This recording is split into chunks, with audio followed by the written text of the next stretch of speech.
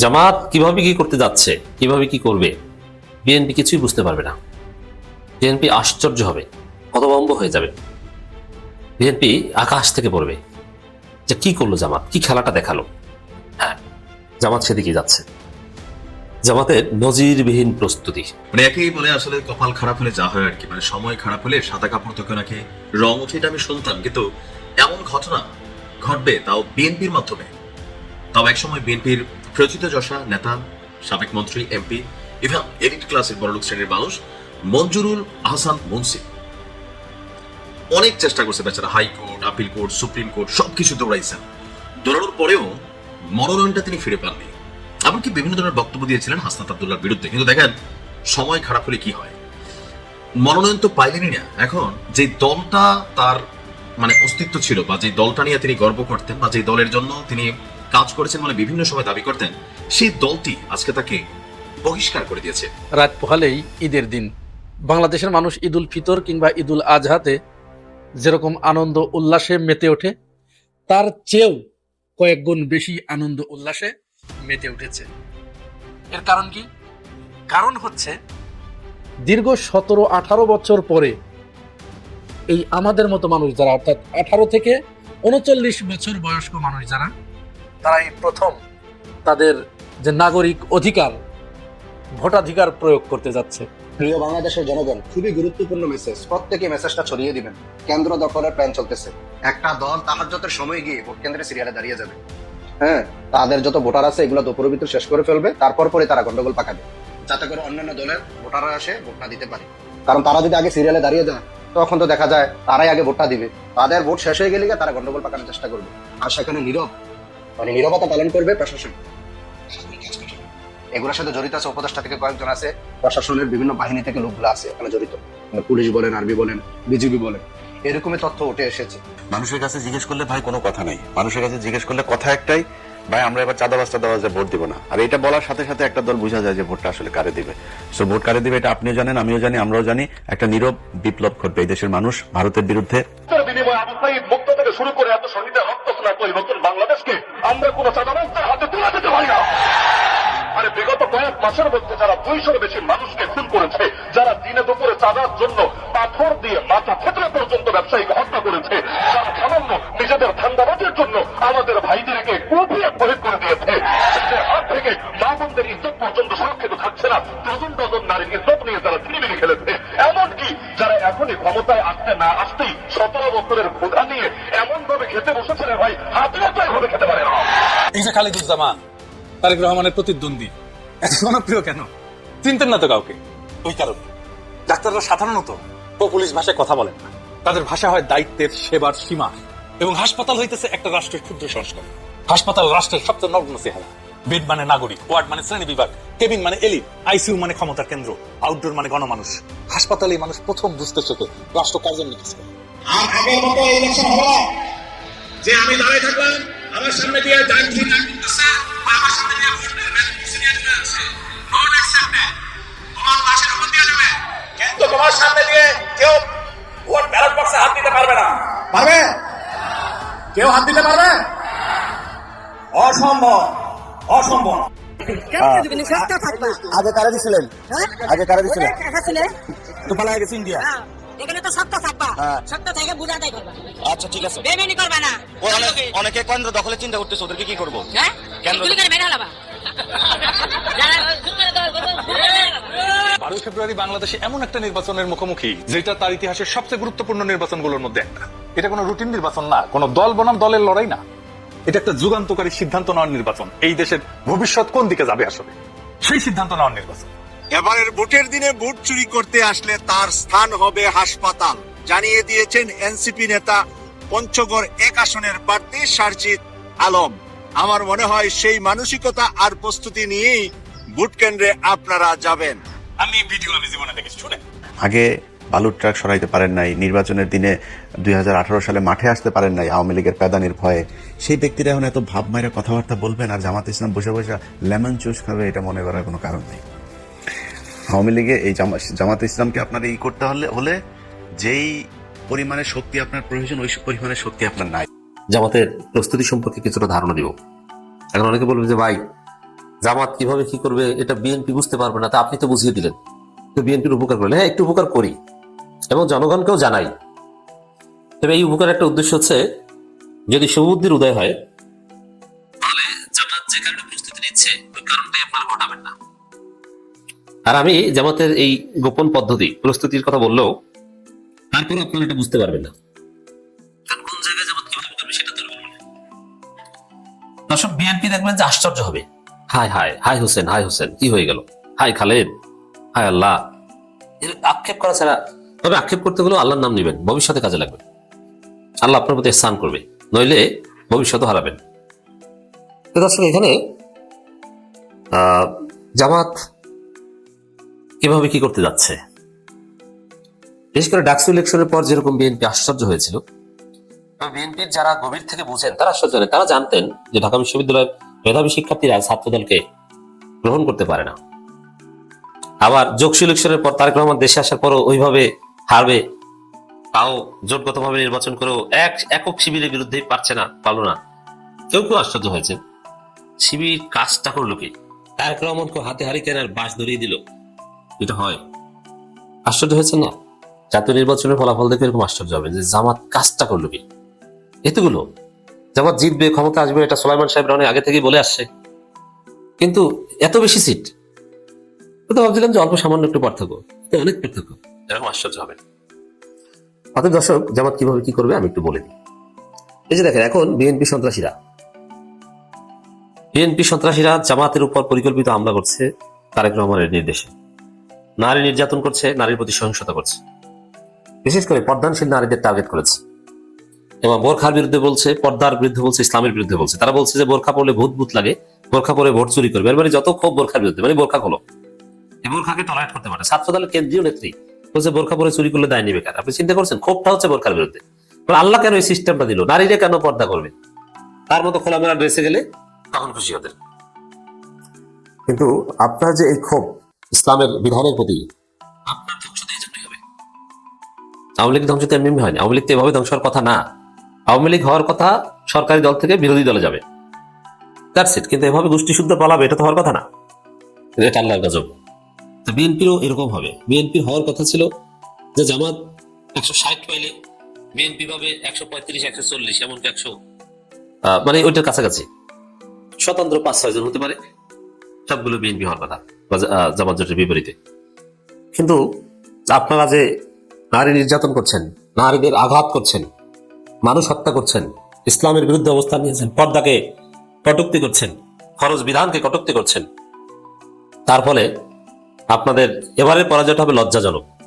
কারণ ডাকসুতে শিবির যদি 15,000 ভোট পায়, সেখানে ছাত্রদল যদি 7-8 পেত, একটা কথা ছিল যে অর্ধেক তো পাইছি, বলতে পারতো যে অর্ধেক তো পাইছি, কিন্তু না, 3 ভাগের 1 ভাগ। চিন্তা করছেন? ওই রকম আপনাদের অবস্থা ডাকসুর মতো হবে। যোগসুর মতো প্রতিদ্বন্দ্বিতা করে তুলতে পারবেন না যে অল্প ব্যবধানে হেরেছে। দর্শক, বিএনপি ভোট কেন্দ্র দখল করতে আসলে জামাত, এনসিপি বসে থাকবে না। এখন এটি হচ্ছে আমার আলোচনার মূল টপিক আজকের। যেমন বিএনপি এখন নারীদের উপর হামলা করছে, তো জামাত চাইলে হামলা করতে পারে না? না, করবে না। আবার জামাত কি কখনো পলিটিক্যাল বা সামাজিক শিক্ষা? দেখেন, জামাত আইনের শাসনে বিশ্বাসী, তারা আইন নিজের হাতে তুলে নিবে না, আইন অনুযায়ী বিচার হবে, তারা ধৈর্য ধরবে। এর মানে এই নয় যে কখনো সামাজিক বিচার করবে না, রাজনৈতিক ধাওয়া, রাজনৈতিক চেঁচা বলতে যা বোঝায়, এটা যে কখনো দিবে না তা না। এমন সময় দিবে যখন জামাতও চেঁচবে, চেঁচা খাওয়ার পর পুলিশ ধরে নিয়ে যাবে। জামাতের খেলাটা হবে এই জায়গায়, জাস্ট আমি এতটুকু বললাম।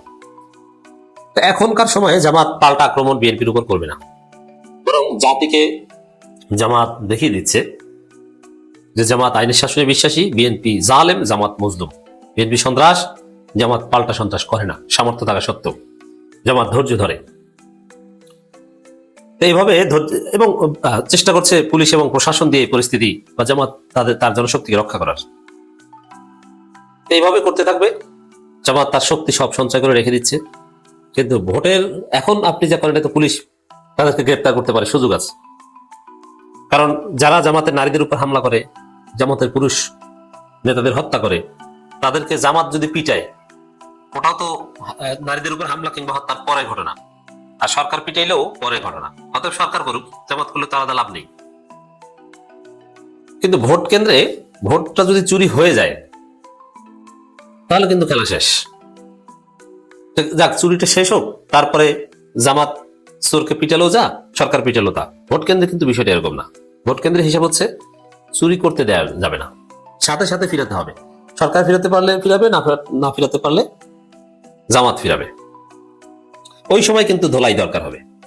আর হাতে নাতে ধরে যখন ভোট চোরকে আপনি ধোলাই দিবেন, প্রতিহত করবেন, কেন্দ্র দখলকারীকে যখন আপনি ছেঁচা দিবেন, তখন পুলিশ সেনাবাহিনী এসে ওদেরকেই ধরে নিয়ে যাবে, কারণ ওরা কেন্দ্র দখলকারী। আর কে কি করেছে সিসিটিভি ফুটেজ থাকবে, এখানে এটা নিয়ে কোনো বিতর্ক নাই। এবং এটা কেন্দ্রীয় মনিটরিং আছে যে কারা কোথায় কি করছে, এগুলো সব ক্যামেরার সামনে হবে। অতএব উল্টাপাল্টা করার কোনো সুযোগ নেই।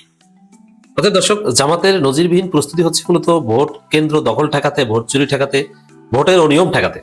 কারণ ওইটা ইনস্ট্যান্ট প্রতিবাদ করা দরকার, কারণ চুরি হয়ে গেলে ওইটার সমাধান এটা কঠিন বা আর একটা প্রক্রিয়া, এই জন্য চুরি করতেই দেবে না। তাই ভোট চুরি করতে আসলে বুঝবেন যে জামাতের শক্তি কি, তাদের প্রস্তুতি কি, এবং তারা কিভাবে কি আপনাকে মার দেয়, কিভাবে কি আপনাকে ধরে সেনাবাহিনীর হাতে দিয়ে দেয়, তারপরে সেনাবাহিনী পিটিয়ে পুলিশের কাছে দিয়ে দেয়। অতএব যদি আসলে কেন মঞ্জুরুল আহসান মুন্সি এমন কি কর্মকাণ্ড করলেন যেটার জন্য তাকে বহিষ্কার করলো?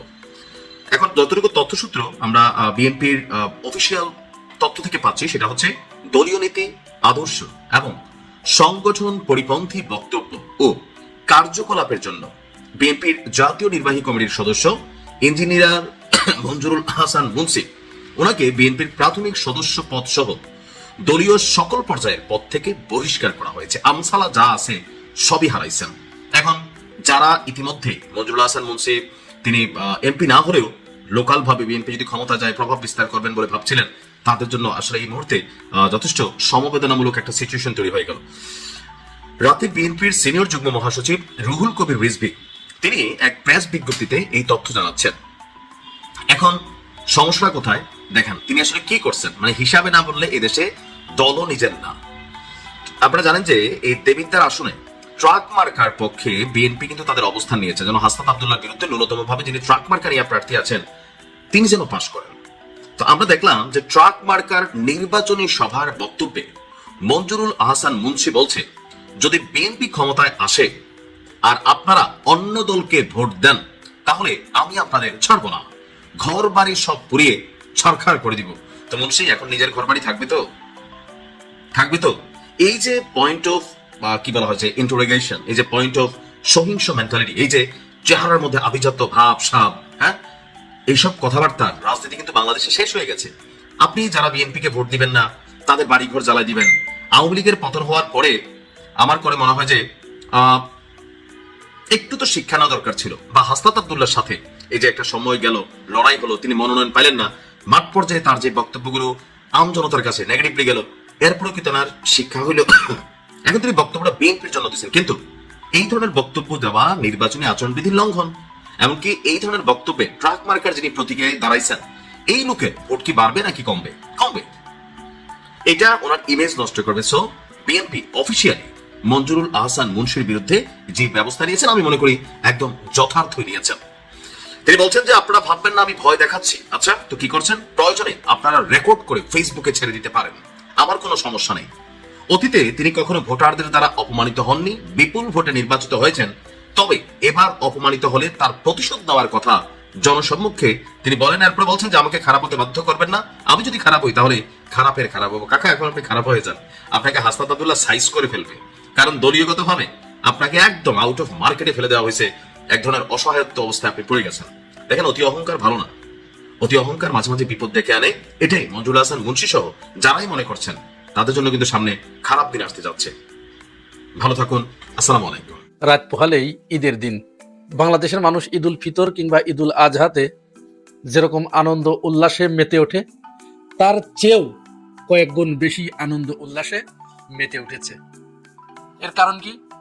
কারণ হচ্ছে দীর্ঘ 17-18 বছর পরে এই আমাদের মতো মানুষ যারা, অর্থাৎ 18 থেকে 39 বছর বয়স্ক মানুষ যারা, তারাই প্রথম তাদের যে নাগরিক অধিকার ভোটাধিকার প্রয়োগ করতে যাচ্ছে। সুতরাং এই যে মানুষ ভোটাধিকার প্রয়োগ করে নিজেদের পছন্দ মতো নেতা নির্বাচন করবে এবং বাংলাদেশকে এমন এক ধরনের এক শ্রেণীর মানুষের হাতে সোপর্দ করতে চাচ্ছে যে মানুষগুলো বাংলাদেশের 54 বছরের ইতিহাস পরিবর্তন করে দিতে চায়। 54 বছরে বাংলাদেশে 2-3টি দল, আওয়ামী লীগ, বিএনপি এবং জাতীয় পার্টি, এরা একই গতানুগতিক ধারার ভিতরে থেকে রাজনীতি করেছে। সেই দুর্নীতি, সেই চাঁদাবাজি, সেই সন্ত্রাস, সেই টেন্ডারবাজি, কোনো কিছুরই কেউ লাগাম টেনে ধরতে পারে নাই। কিন্তু এই প্রথম বাংলাদেশে নতুন একটি দলের আবির্ভাব হয়েছে, বাংলাদেশ জামাত ইসলামের নেতৃত্বে 11 দলীয় জোট। আর এই সুযোগটা এনে দিয়েছে আমাদের জুলাই গণ অভ্যুত্থান। এই জুলাই গণ অভ্যুত্থানের পরে যে নতুন রাজনৈতিক বন্দোবস্তের কথা বলা হয়েছিল, সেটি কিন্তু আমার আপনার একেবারে চোখের সামনে, নাকের ডগায় এসে আমাদেরকে করাঘাত করছে। এখন সিদ্ধান্ত নেবার দায়িত্ব কিন্তু আমাদের। আমরা কি 54 বছরে যে গতানুগতিক রাজনীতি চলেছে সেইটার ভিতরেই আবদ্ধ থাকবো? আমরা কি সেই পুরনো বোতলে নতুন মদ এটাতেই আবদ্ধ থাকবো?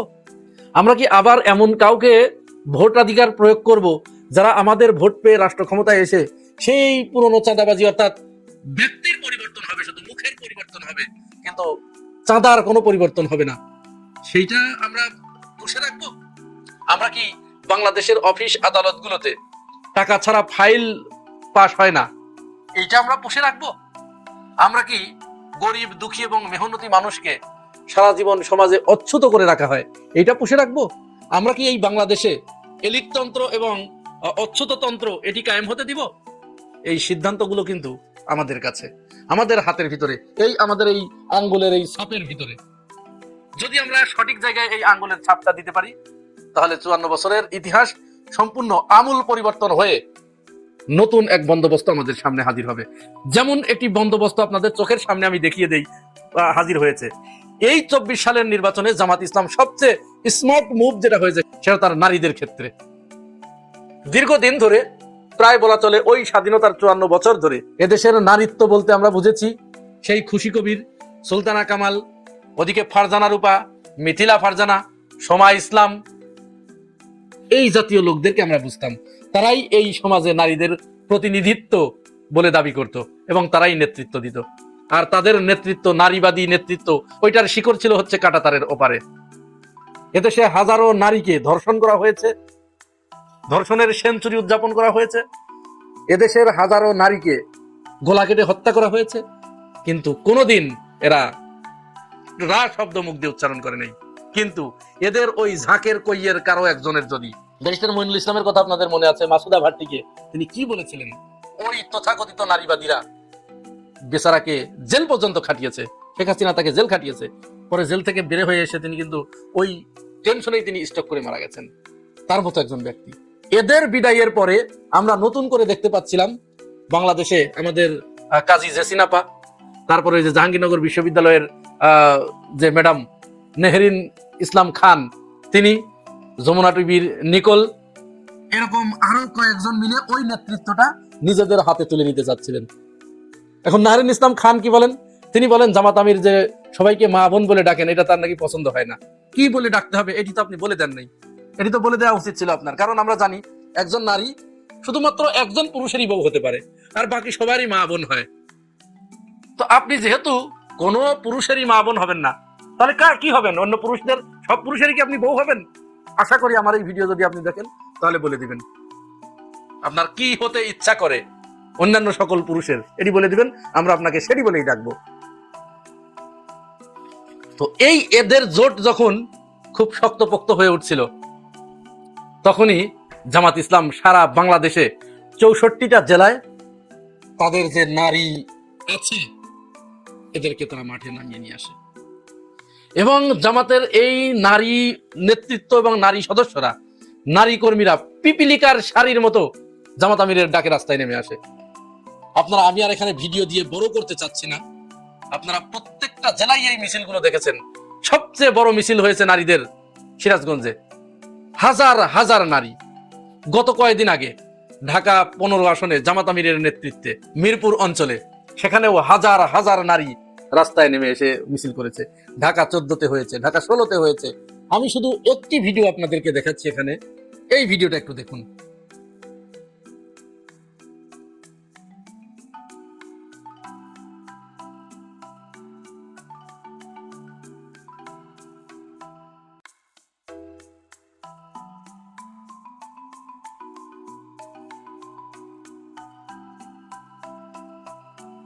এখানে কি বুঝলেন আপনারা এই ভিডিওটা দেখে? যারা দীর্ঘদিন ধরে বলে আসছিলেন যে জামাতের নারীরা, জামাত তাদেরকে ঘরের ভিতরে আবদ্ধ করে রাখতে চায়, দেখুন এখানে জামাতের নারীরা মিছিলের সামনে তারা মোটরসাইকেল চালাচ্ছে, তারা গাড়িও চালাতে পারে, তারা বিমানও চালাতে পারে। তারা আপনাদের মতো সকল পুরুষের বউ হতে চায় না, সকল একজন বাদে বাকি সকল পুরুষের তারা মা বোন হতে চায়, এতটুকুই শুধু পার্থক্য। এছাড়া তারা সবই পারে। এটি দেখিয়ে দিয়েছে। এটি জামাতের সবচেয়ে স্মার্ট মুভিং ছিল। এবং নারীবাদীদের যে ন্যারেটিভ, এই ন্যারেটিভ জামাত ইসলাম এখানে একেবারে খান খান করে দিয়েছে, তাসের ঘরের মতো তছনছ করে দিয়েছে। এটি আর কোনোদিন বাংলাদেশে দাঁড়াবে না। এখন থেকে, এরপর থেকে বাংলাদেশে এই জামাত ইসলামের নারীরাই নেতৃত্ব দিবে। অপরদিকে দেখুন, এই সময়ে এসে জামাতকে মোকাবেলা করতে গিয়ে বিএনপি তো একের পর এক ভুল করে যাচ্ছে। আমরা ভেবেছিলাম জনাব তারেক রহমান দেশে আসলে তিনি হয়তো সঠিক রাস্তাটা ধরবেন, কিন্তু না, তিনিও ওই তাদের পথেই হেঁটেছেন। তারা যে পথ দেখিয়েছেন সেই পথেই হেঁটেছেন। উপরন্তু তিনি কয়েক জায়গায় বক্তব্য দিতে গিয়ে বেশ বেফাঁস কথাবার্তা বলে ফেলেছেন, যেটাতে তার ওই তারেক রহমান আসার আগে ভোটের যে পরিস্থিতি ছিল, এখন তার থেকে অন্তত 20 ভাগ ভোট কমেছে। ওসমান হাদির বিপক্ষে পর্যন্ত দাঁড়িয়ে গেল। ওসমান হাদির হত্যা হবার পরে তা তো এ ব্যাপারে কোনো কথা বলেই নাই, বরং সর্বশেষ ইনকিলাব মঞ্চের উপরে পুলিশ যে হামলা করলো, বিপ্লবীদের উপরে পুলিশ যে সর্বশেষ হামলা করলো, জাবের যেদিন গুলিবিদ্ধ হলো, বিএনপির অ্যাক্টিভিস্টরা তারা সেদিন পুলিশের হাতে লাঠি এগিয়ে দিয়েছে ইনকিলাব মঞ্চের ছেলেদেরকে মারার জন্য। এইটার পরে বাংলাদেশের মানুষ নড়ে চড়ে বসেছে যে না। আর সর্বশেষ মঞ্জুরুল হাসান মুন্সি, হাসনাত আব্দুল্লাহর আসনে যিনি, কিন্তু ঋণ খেলাপি, অনেক জোরাইয়াত্রায় বেরিয়ে তিনি সর্বশেষ বক্তব্য দিলেন যে বিএনপি যদি ক্ষমতায় থাকে আর তোরা যদি বিএনপিতে ভোট না দিস তাহলে তোদেরকে কি করবো, তার মুখ দিয়ে শুনুন একটু। ক্ষমতায় বিএনপি থাকে আর যদি আপনারা অন্য দলকে ভোট দেন, আমি কিন্তু আপনাদের কাউকে ছাড়বো না। আমি তাদের ঘর বাড়ি সব পুরো সরকার করে দেবো। আমি কিন্তু কথা খুব পরিষ্কার ভাবে বলতেছি, এটা মনে করেন আমি ভয় দেখাচ্ছি। আমি পরিষ্কার করে বলেছি, কথা আপনি রেকর্ড করে বলে দিতে পারেন, বলে দিতে পারেন যে ফেসবুকে ছেড়ে দিতে পারেন, আমার অসুবিধা নেই। আমি এটা মিন করতেছি। সুতরাং আমাকে যেন অপমানিত না হইতে হয়। আমি যদি অপমানিত হই, সে অপমানের শোধ কিন্তু আমি ওইভাবেই নেবো। কিন্তু ঠিক আছে না? আপনাকে আমার অপমানিত হয়ে দেবেন, তাহলে সবাই কিন্তু 12 ফেব্রুয়ারি তারিখে ট্রাক মার্কায় ভোট দিয়া জয়যুক্ত করবেন, মঞ্জুর হাসান মুন্সিকে অপমানের হাত থেকে রক্ষা করবেন, তারেক রহমানকে সরকার গঠনের সহায়তা করবেন। তো এটা কি তিনি শুধু বক্তব্য দিয়েছেন? না, এটি ভাবার কোনো সুযোগ নাই। এটি কিন্তু বক্তব্য নয়, এটা হচ্ছে মনস্তত্ত্ব। তারা এটিই চিন্তা করে, এটিই ভাবে। শুধু তিনি নন, তার দলের প্রতিটা নেতা কর্মী সমর্থক টপ টু বটম প্রত্যেকেই এই চিন্তাই লালন করে। অর্থাৎ তারাই শুধুমাত্র ভোট পাওয়ার হকদার, তারা ছাড়া এই বাংলাদেশে আর কেউ ভোট পাওয়ার হকদার নয়। তাদেরকেই ভোট দিতে হবে এবং তাদেরকে যারা ভোট না দিবে তারা চরম অপরাধের কাজ করবে, চরম গর্হিত অপরাধ করবে। আর তাদের সেই অপরাধের শাস্তি হচ্ছে এরকম, তাদেরকে পুড়িয়েও মারা যায়, তাদেরকে গুলি করে মারা যায়, তাদেরকে পাড়িয়ে মারা যায়, লাগতে মারা যায়, সবকিছু করা যায়। আজকে দেখলাম যে ফেস দ্য পিপুলের সাগর ভাই এই কথাটি বলছিলেন, খুবই ভালো লেগেছে। আমিও বলছি 3 জন করে থাকবেন। এই 3 জন থাকবেন এই কারণেই, যত বড় শক্তিশালী সন্ত্রাসী হোক আর যেই হোক, আপনারা 3 জন মিলে প্রথমে একজনকে জাপটে ধরবেন, আর একজন ভিডিও করবেন, আর একজন অতি দ্রুত নিকটস্থ যে প্রশাসনের ইউনিট আছে সেখানে ফোন করবেন। একেবারে A to Z ভিডিও করবেন, লাইভে যাবেন, পারলে ভিডিওটা কাছে রাখবেন, আমাদের কাছে পাঠিয়ে দেবেন, বিভিন্ন জায়গায় পাঠিয়ে দেবেন। যে ব্যবস্থা করা দরকার সেটা আমরা তখন করতে পারবো। আর এই গান ভাই, এই গান কি যে কইরা দিল, এটার হিসাব নির্বাচনের পরে হবে। আহা,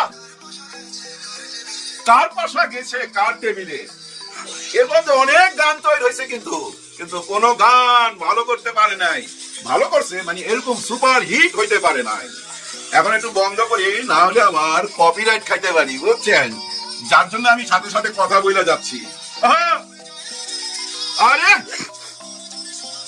জনগণ জানে সমাধান। হ্যাঁ ভাই, জনগণ সমাধান জানে। জনগণকে বোকা বানানো যাবে না। ধমক দিয়ে আর কিচ্ছু করতে পারবেন না, ভয় দেখে আর কিচ্ছু করতে পারবেন না। কিভাবে দেশের দিকে যাচ্ছে, মানুষ আগে যারা প্রার্থী থাকতো, যারা চেয়ারম্যান মেম্বার এমপিতে দাঁড়াইতো, তারা মানুষের দুয়ারে দুয়ারে যাইতো ভোট চাইবার জন্য। আর এখন দেখেন ভোটাররাই চলে যাইতেছে ট্রেনের ছাদে কইরা, মানে ভিতরে জায়গা নাই, ছাদে কইরা যাচ্ছে ওই প্রার্থীর কাছে ভোট দেবার জন্য। দিন বদলাইছে ভাই। এরা যা যাচ্ছে এদেরকে কেউ পয়সা দিয়ে নিচ্ছে না, কেউ কোনো কিছু হালুয়া রুটিও দিচ্ছে না, কোনো কিছুর আশা না, শুধু একটাই আশা, পরিবর্তন চায়। সবাই পরিবর্তন চায়। এই গানটা যেমন পরিবর্তন আইনা দিছে না সবাই মনের মধ্যে, এই গানটা শুনলে ভাই মনটাই ভালো হয়ে যায়। অনেক গান আসছে এরপরে। ওই যে একটা কন্টেন্টে বলছিলাম না, একটা গানই একটা ছবিকে সুপার হিট করায় দিতে পারে, ঠিক তেমনি এই গানের অনেক অবদান। জামাত ইসলাম এবং 11 দলের পিছনে এই গানের অনেক অবদান। এই গান মানুষকে না বুঝছেন উৎসাহিত করছে, মানুষের ঘুম ভাঙায় দিছে। এই গানের অর্থ বুঝার মানুষ চেষ্টা করছে। গান একেবারে হৃদয়ের মধ্যে গাইতে গেছে। এই গান 2026 দেখবেন এ পুরা 26 পার করে দিবে একটি গান। বারবার কেন গানের কথা বলতেছি জানেন? অনেকে বলে জামাতে ইসলাম গান বাজনা পছন্দ করে না, সিনেমা বানাইতে দিবে না, নাটক বানাইতে দিবে না, এরকম অনেক কথাই বলে। আসলে জামাতে ইসলামের ইস্তেহারে বা উনাদের ওই যে মঞ্চ থেকে, নির্বাচনী মঞ্চ থেকে এরকম কোনো কথা বলছে? বলে নাই। ওনাদেরকে ট্যাগ দেওয়ার চেষ্টা করা হয়েছিল যে ওনারা শরিয়া আইন জারি করবে, ওই আফগানিস্তানের মতো। যাই হোক, উপরওয়ালার মেহেরবানি, সেটাও ভুল ভাঙাভাঙি অবসান কইরা দিছে আমাদের পীর সাহেব। হ্যাঁ, চরমনায় পীর সাহেব সেটা অবসান কইরা দিছে। উনি বাইরে হয়ে যায় যে অভিযোগটা করছে সেটা কি ছিল, যে ওনারা শরিয়া আইন পালন করবে না জামাত ইসলাম। এই কথাটা বলাতে অনেক বড় উপকার হয়ে গেছে, কারণ আমার ঘরের লোক বাইরে যায় এই কথা বলতেছে, তো এতে প্রমাণ হয়ে গেছে যে না, ওই শরিয়া আইন চালু হবে না। আর শরিয়া আইন নিয়ে মানুষের একটা ভয় আছে। আসলে শরিয়া আইনে কি আছে না আছে এগুলো মানুষ যাচাই করে না, ওনাদের চোখের সামনে ভাইসা উঠে। ওই যে সৌদি আরবে ঘাড়ের উপরে তলোয়ার, হাতের উপরে তলোয়ার, আবার ওই যে আফগানিস্তানে যেমন যা কিছু দেখছে মানুষ, তাই না, যে ব্যাগ দিয়ে পিটাইতে দেখছে না রাস্তাঘাটে মা বোনদেরকে, ওগুলা চোখে ভাইসা উঠে। যার জন্য শরিয়া আইন নিয়ে অনেকের ভয় আছে। ওই ভয়টা কাটায় দিছে চরমনায় পীর সাহেব। হ্যাঁ, উনি বাইরে যায় এমন ভাবে বলছে যে শরিয়া আইন যে জামাত ইসলামের মধ্যে নাই, জামাত ইসলামের মুখ দিয়ে বলার দরকার হয় নাই। বুঝছেন রাজনীতিটা কোন লেভেলে? ওই যে গানের একটা কথা আছে না, খেলা চলছে কোন লেভেলে, কার পাশা কার টেবিলে। হাই হাই, আসলেই ভাই ভাষা বদলে গেছে। বদলে যাওয়ার পিছনের কারণ কি জানেন? একটাই কারণ, মানুষের বুদ্ধি বিবেচনায় মানুষ যা কিছু দেখতে পাইছে চোখের সামনে তাকেই মনে করছে নির্বাচনের ইস্তেহার। মানে আমি যেটা বলতে চাচ্ছি বুঝায় বলতে পারলাম না। মনে করেন আপনি যা কিছু দেখে আসছেন গত 2 বছর 1.5 বছর, এটাই হলো নির্বাচনী ইস্তেহার। এই যে সমস্ত দল এসে নির্বাচনী ইস্তেহার দিতেছে না বিটিভিতে, তারেক রহমান সাহেব দিছে বিএনপির পক্ষে থেকে, তারপরে দিছে আমাদের এনসিপির নাহিদ ইসলাম, এরপরে জামাত ইসলামের আমির সাহেব, আজকে দেখলাম একটু আগে ডক্টর ইউনূস স্যার ভাষণ দিতেছে, এটাই শেষ ভাষণ। ইউনূস স্যার কিন্তু ওই আগের মতো একই কথা বলছে, ঈদের আমেজ এবং নতুন বাংলাদেশের জন্ম হচ্ছে। 12 তারিখ হচ্ছে নতুন বাংলাদেশের শুভ জন্মদিন, মানে এই দিনটায় বাংলাদেশ আবার নতুন করে জন্ম নিল। এরকম একটা কথাই উনি ওনার ভাষণের মধ্যে বুঝাইছে। ওই আগের স্টাইলই, আগে যা যা বলছে সেম কথাগুলা বলছে। কিন্তু একটা জিনিস বুঝা গেছে যে আমি যা কিছু কইরা গেলাম, আর গত 9 মাসে আপনারা বৈশা যা কিছু করছেন, আর গত 9 মাসে আপনারা চা বিস্কিট খায়া যা কিছু কইরা গেছেন, এগুলা থেকে আর বাইর হইতে পারবেন না। হ্যাঁ, বাইর হইতে পারবেন না, কারণ সবকিছু আটকা গেছে এখন হ্যাঁ আর না ভোটের মধ্যে। আর হ্যাঁ ভোট পাস করবে। ট্রেনের মধ্যে যেভাবে যাচ্ছে এরা কাকে ভোট দিবে? এই যে লঞ্চে করে যাইতেছে, বাসে করে যাইতেছে, মানুষের মধ্যে যে ঈদের একটা আমেজ চলে আসছে, ডক্টর ইউনূস স্যারের ওই একই কথা না, ঈদের একটা আমেজ আসবে আপনাদের মধ্যে, ওর মধ্যে আপনারা ভোট দিবেন। তার মানে কি জানেন, নতুন বাংলাদেশের জন্মদিন 12 তারিখে। এটাই তো বুঝাইছে। কিন্তু জামু যে আমরা নির্দ্বিধা নিশ্চিন্তে বাল বাচ্চা নিয়া, এই যে আপনি বলতেছেন স্যার এত আনন্দ আপনার মনের মধ্যে, কিন্তু আমি একটা ভিডিও দেখাইতে চাই এখন। এই ভিডিও যে সে লোক না তো ভাই, দেবিদ্বারের সেই মঞ্জুর মুন্সি, যে মানুষটা নির্বাচনে যাইতে পারে নাই টাকার অভাবে। ওনার কাছে টাকা বসায় নাই, ব্যাংকের টাকা দিতে পারে না, শত শত কোটি টাকা উনি দিতে পারে না। ওই যে যাইতে পারে নাই, ওইটার ঝাল মিটাইতেছে। ওনার জায়গায় এখন ট্রাক মার্কা আসছে, আর ওই ট্রাক মার্কাকে ভোট দিতেই হবে। যদি না দেন আগুন টাগুন দিয়া পোড়ায় দিবে সবকিছু। তো আচ্ছা একটু দেখাই, অনেকে তো দেখেন না অনেক কিছু, না দেখাইলে জিনিসটা ক্লিয়ার হবে না। একেবারে লাল শার্ট পরা, লাল মাইক হাতে, দেখেন না কি কয়, হায় হায় আগুন ঝরা বক্তব্য তো।